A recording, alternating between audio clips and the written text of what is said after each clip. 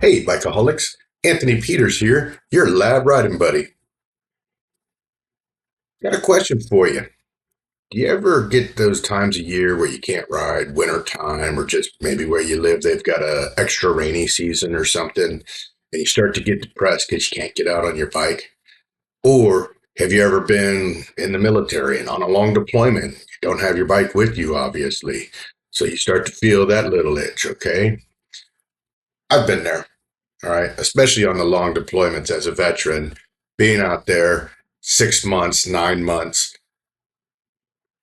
it gets rough. What do you have to do? You hunt for bad guys or do what you do and go work out at the gym. And depending on where you are, there may not be a lot of options on how to fill your free time if you have that much free time. Some way to mentally escape from the mundane.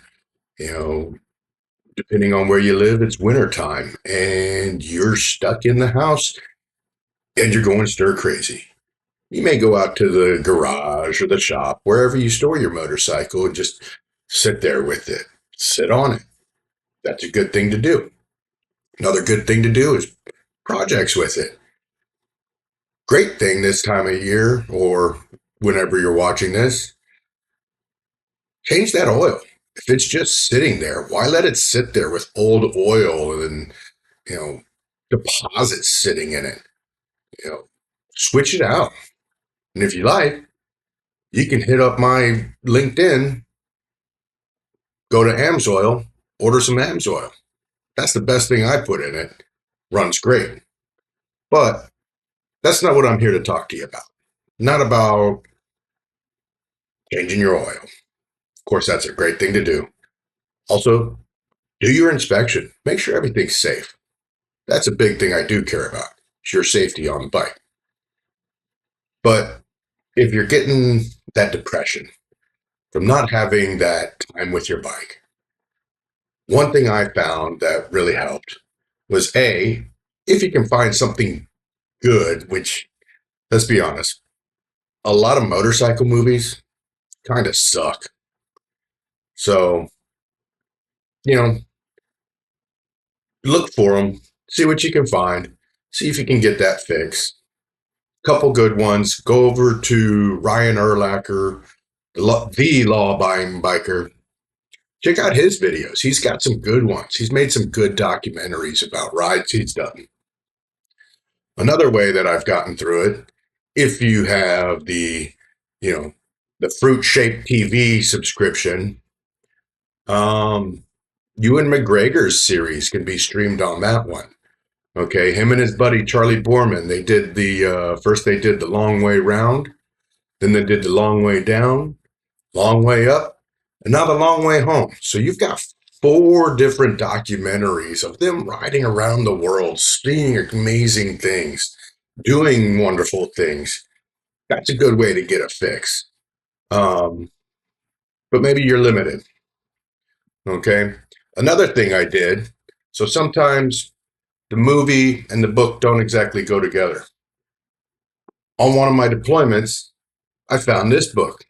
Yeah, The Long Way Round, the one I was just talking about with Ewan McGregor and Charlie Borman. Reading it, even though I'd seen the series, was so much better because I got their insight. It does a wonderful job of going back and forth between the daily journals that the two of them kept. Sometimes you get Charlie's perspective, sometimes you get Ewan's perspective.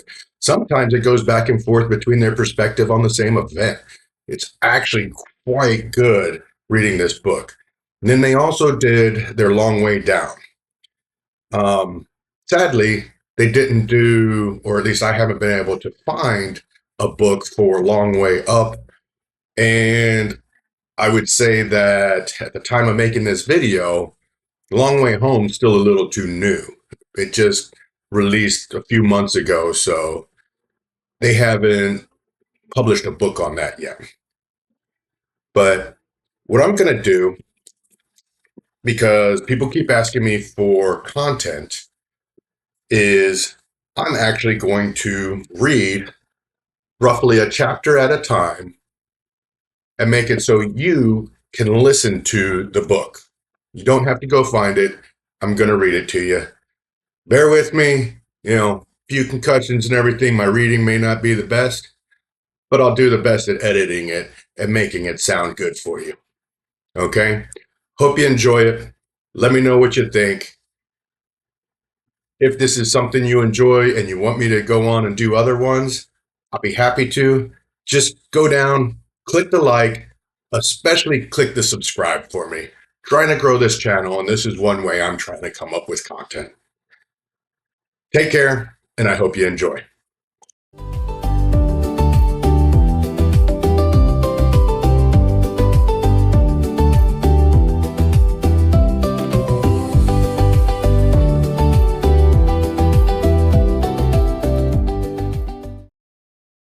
Long Way Round, Chasing Shadows Across the World. It started as a daydream, poring over a map of the world at home one quiet Saturday afternoon.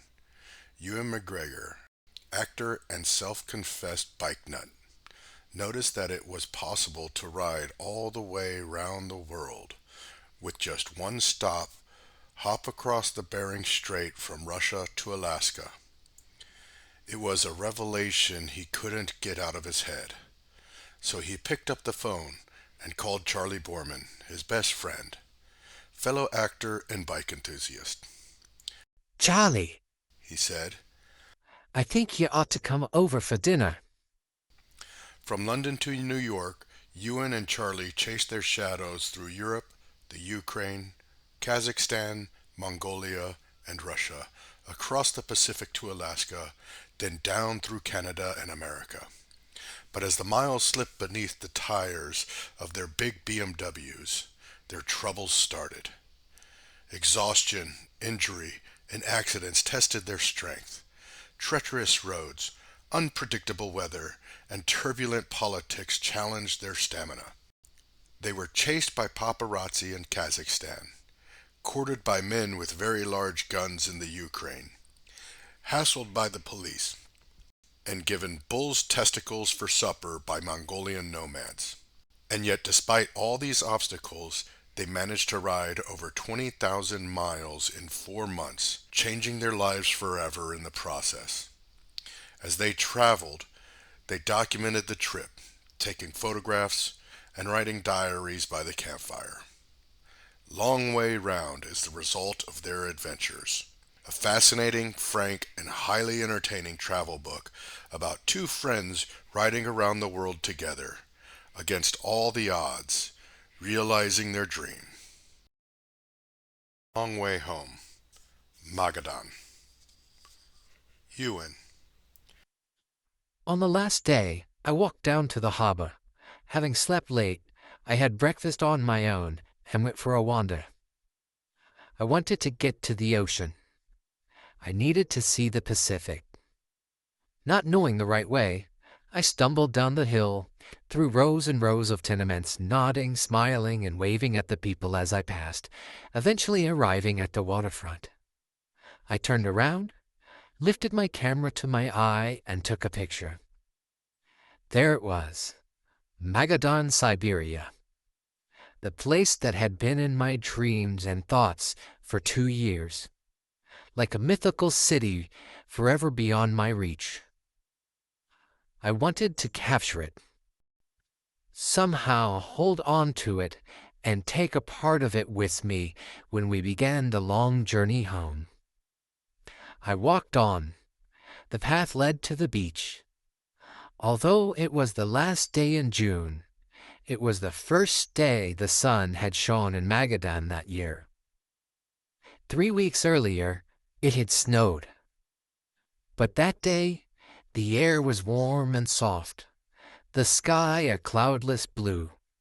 Women wore bikinis and small children were running naked across the sands. Families were eating picnics or cooking on barbecues. I walked past them all, along the entire length of the beach, until I came to the harbor. I climbed up on a quay side and sat on a mushroom-shaped bollard. An Alsatian dog came over and sat next to me. I scratched its head for a while, gazed out at the sea, and thought back to the day when Charlie and I had sat in a little workshop in West London, surrounded by motorbikes, with dreams of the open road in our heads.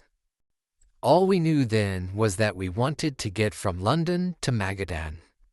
With the maps laid out in front of us, we drew our route, arbitrarily assigning mileage to each day, not knowing anything about the state of the roads. We guessed our way from west to east, across 2 continents, from the Atlantic to the Pacific, as far as it was possible to ride a motorbike in a straightish line. Time and again, we were told by experienced travelers that our plans were wildly optimistic, and that we didn't know what we were letting ourselves in for. I'd never ridden off-road, and Charlie had never properly camped. The chances of failure were high, they said. Yet here we were in Magadan, as far around the globe from home as it was possible to go. And we'd arrived 1 day ahead of our schedule. I thought back to the day a month or so earlier when we had been in Mongolia. It was mid-afternoon and we were riding through the beautiful valley. I pulled over and got off my bike. Charlie, ahead of me, stopped too. He swung his bike around and rode back toward me. Before he even arrived, I could feel it coming off him. "Why are you stopping? We're not getting petrol. We're not stopping to eat. Why are you stopping?" I walked away from Charlie. I didn't want to tell him that I had stopped because we had passed the place that had been in my dreams, the place we'd fantasized about months before we'd even set off from London, a place with a river of cool white water and a field nearby to pitch our tents, the place we were going to stop at in the middle of an afternoon so that we could cool our sweaty feet in the river while catching fish that we'd cook that evening on an open fire under a star-speckled sky. I'd seen that river half an hour earlier. There was no question at all that it was the place. A beautiful big white river and nobody for hundreds of miles. And we had ridden straight past it. I sat down for 5 minutes, just needing to look at the countryside around us. The countryside that we often didn't have time to take in, because we were always so intent on keeping to our schedule. Then we got back on our bikes and moved on. A few weeks later, we arrived at the first big river in Siberia. It was too wide, too fast, too deep to cross on our motorbikes. There was a bridge, but it had collapsed. I thought Charlie would be itching to get ahead, impatient with the holdup. But he was in his element. He knew that someone or something would be along to help.